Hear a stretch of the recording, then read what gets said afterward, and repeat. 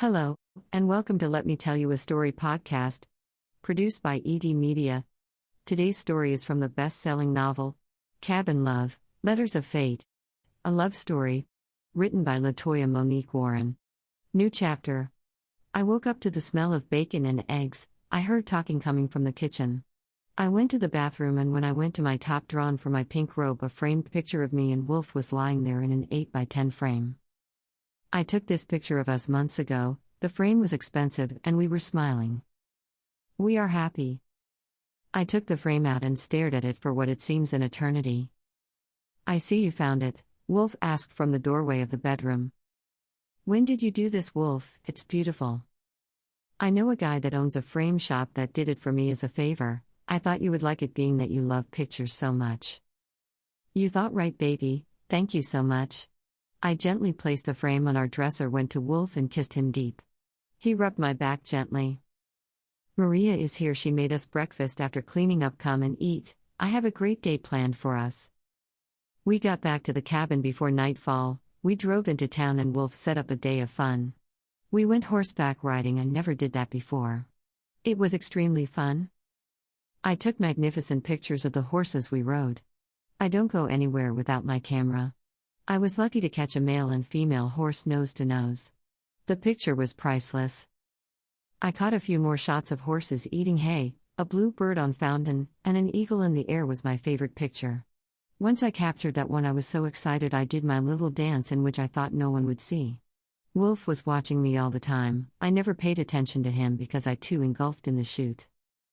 Wolfe was smiling at me with his arms crossed. He had a look of pride on his face that dads give their children. I blushed at my silliness and dancing and ran and jumped on him. Back at the cabin, it felt different to me, a bit cozier. We lit the fireplace and indulged in a game of two-man spades. I beat Wolfe all the time. Sometime I think he just let me win. We then steamed the seafood I asked Wolfe to bring. The entire cabin smelled of Old Bay seasoning, and we drank Smirnoff ice coolers with additional liquor in them in our fancy his and her glasses. The night was wonderful. The fireplace crackled and Wolfe and I sat quietly looking at it. Tomorrow we were leaving. I believe we were both thinking the same thoughts. We are both so unsure of our future, he more than I. The letter was in my bag, ready to be given to him. My heart was aching with the guilt, and the shame I was feeling was overwhelming. I stayed quiet. Silence is sometimes our greatest communication. I loved Wolfe. I was in love with him. I wanted him. I wanted to cook for him and cater to him. I wanted him to meet Shy and love her like I do. I wanted to meet his family and become a part of his life. He offered it to me, and I declined it. It's women out here that will die to have a man like Wolfe. That thought upset me, but it was the truth. After taking a hot shower together, Wolfe dried me off and lotioned every part of my body. I stood in the mirror and watched my cocoa brown skin glister with every motion of his hand. My light brown eyes reflected off the mirror, inherited from my grandmother Jean. Cheyenne is also blessed with these chestnut brown eyes. My body was tight. I wasn't the typical big breast, round hip, big booty black woman. I worked out 4 days a week and I was more toned than fleshy in my 5'1" frame. My legs were really thick and my waist was really small, another great gene I picked up from mother's side of the family. The hair in my head was all mine. It drifted right past my bra strap, full and thick. That is thanks to Sasha. She is my Dominican hair stylist that brings back all sorts of deep conditioners from the Dominican Republic that grows the heck out of my hair. Most people think it's a weave, but it's all mine. He lotioned my legs and feet, then Wolfe sat me on the edge of the jacuzzi. It was cold against my ass, but once he opened my legs and started licking my thighs, I knew this was going to feel good. Wolfe mastered my body like no other man did. He took his time to please me. He licked every part below my waist, I mean every part. My head was straight back, my toes were curled. It felt so damn good.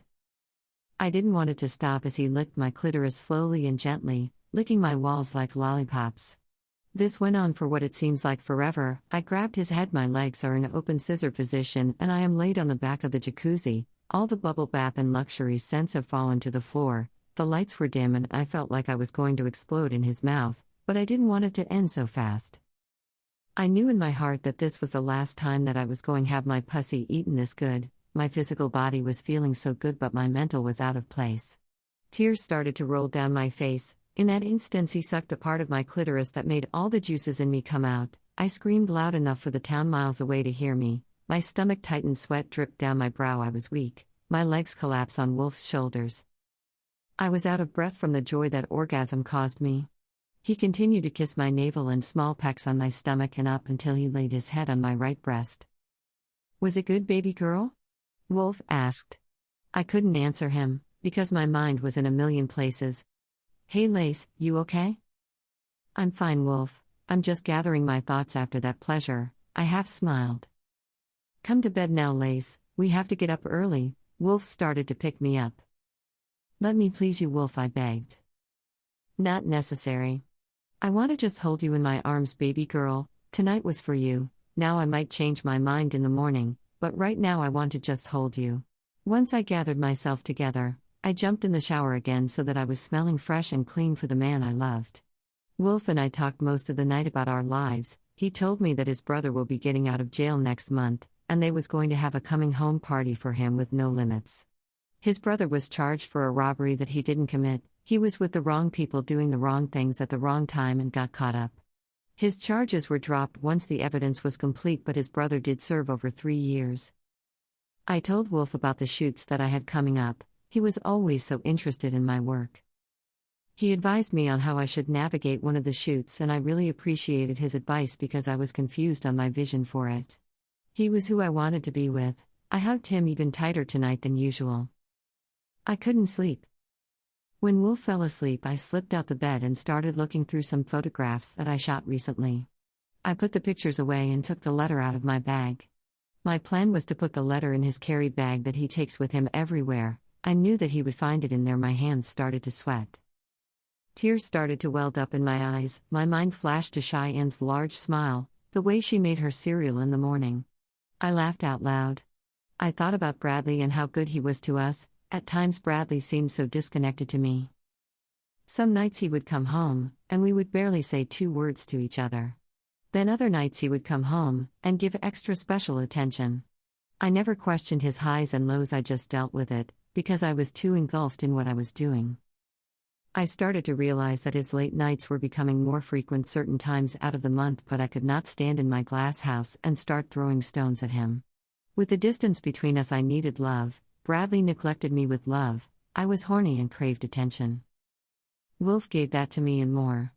It was kind of lighter not having him in the house. Not a lot of pretending had to be done.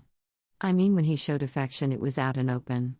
But when he checked out, he checks out completely. Bradley is bent on showing his masculinity through paying all of the bills, so I have been able to have almost $500,000 in my savings account. I asked him to let me at least pay the smaller bills, but he insists that I put money away for Cheyenne's college fund. I never told him that my grandmother put over $20,000 in college fund for Cheyenne before she died, and by the time she reaches 18 it would have matured into more than enough money for college for her. I still have $1,000 automatically deposited a month in our joint account to save face, but Bradley doesn't know about my savings. I was taught young that you never tell your right hand what your left hand is doing. Bradley was not yet my husband, so I had to make decisions on what part of me I was going to reveal and what part I was going to keep to myself. I watched Wolfe sleep and started to cry again. I took the letter and placed it in his bag underneath his clothes. He would have to take everything out before he found the letter. I closed his bag up properly, went to the bathroom to wash my face. I crawled back in the bed with Wolfe and wrapped myself around him. He was warm, secure and safe. Once he felt my presence, he cuddled me close to him.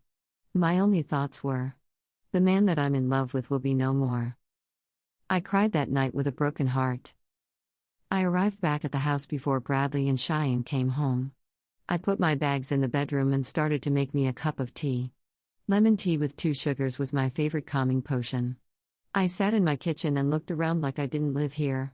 My heart was heavy. The drive home made my heart race in a million directions. Half of me knew that I did the right thing, and the other half of me wanted to leave Bradley and go with Wolfe. I already made my decision, so I had to deal with that. The love-making Wolfe and I did this morning was making me almost change my mind. He handled me delicately as if he knew it would be his last. Our kisses were more passionate, his gazes at me were deeper. When we separated to our cars, I said goodbye. Wolfe's last words to me were always, "It's see ya later, baby girl, goodbye means forever." I just smiled and got in my truck. My heart was heavy. "Hey, hit me up later, let me know you okay," Wolfe shouted behind me. I threw my hand up in agreement, another lie I had to endure. Bradley and Cheyenne came home about an hour later. I was so happy to see her that my heart melted. I was able to bring some souvenirs back from when Wolfe and I went into town. She loved everything I brought her. Bradley looked fresh. He wasn't the most handsome man in the world, but his deep features made him more attractive. Bradley was 6 feet 1 inch, light skin with the nicest smile I ever seen on a man. He was thicker than Wolfe, but maintained himself well. Bradley was an assistant director at Green Bay Bank on 5th Avenue. He has every color suit and tie you can imagine with matching socks and handkerchiefs. I asked Bradley if he ever wanted to have children. His response was one day. It wasn't convincing to me, so I stay on birth control until I feel otherwise. I want to give Cheyenne a little brother or sister, but with my husband, not just any man. After we put Cheyenne to bed that night, Bradley and I sat up talking in between the football game. I avoided as much eye contact with him as I could. He asks me several times what was wrong with me. I just told him I was tired, and had a long weekend, with little sleep. That lie seems to work. I was going through some photos when the game came back on. Although it wasn't a lot of conversation with Bradley and I sat around him enough to allow him to know that I wanted to be in his presence.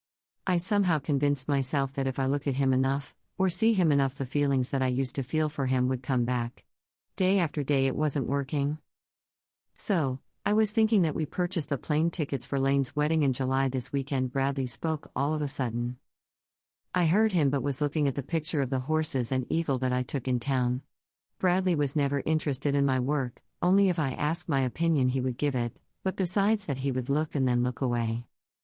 "Lacey, did you hear me?" he asked. "Oh yeah, that is a good idea. I will put a reminder in my phone when I'm done," I quickly answered.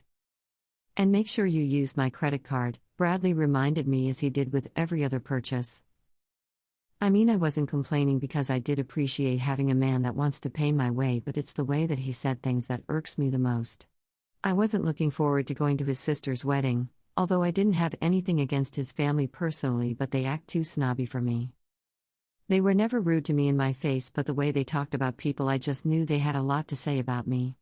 But his family embraced Cheyenne and treated her with more love than I expected. As long as they love her, there is nothing I can say. They buy her way too many things for no reason. And she loves to visit them. I couldn't stop thinking if Wolfe found the letter yet. That chapter in my life was over. I had to accept it. I ached for Wolfe. I thought about our lovemaking and started to take deep breaths. I closed my eyes. I had to run upstairs to be alone. I couldn't escape these feelings I was having. Bradley watched me go up the stairs, but he didn't say a word. Thank God.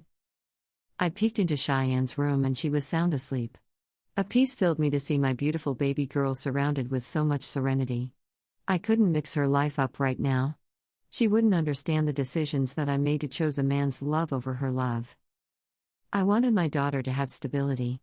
My childhood was nothing close to stable, and I couldn't allow my child to endure the same suffering. In my heart I was doing the right thing as a mother, but as woman I was depleted emotionally. I wanted a life that I couldn't have right now, and I needed Cheyenne to feel the love that she had from Bradley, and us being a complete family. As a man, Wolfe has shown me he has loyalty and dedication towards me. If I was single, I would have locked Wolfe away with me a long time ago. Wolfe spoke sincere words, but the truth is I can be blinded by his love. I know what he said, but is he really ready to take on an already made family? I couldn't chance that with him now, and our feelings were getting way out of control at this point. I closed Cheyenne's door gently, and I went into my bathroom to cry my eyes out silently.